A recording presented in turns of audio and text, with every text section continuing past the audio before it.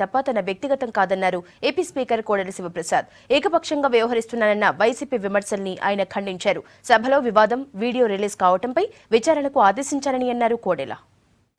Assembly శీతాకాల సమావేశాలు వేడిగా జరిగినాయి.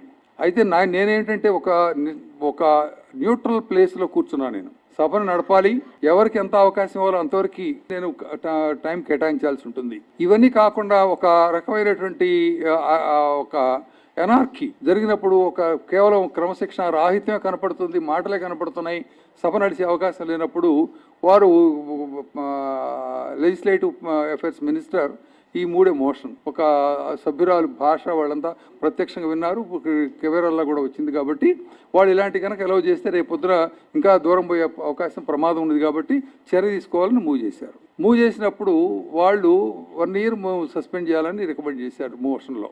నేను దాన్ని ఆచరించాను.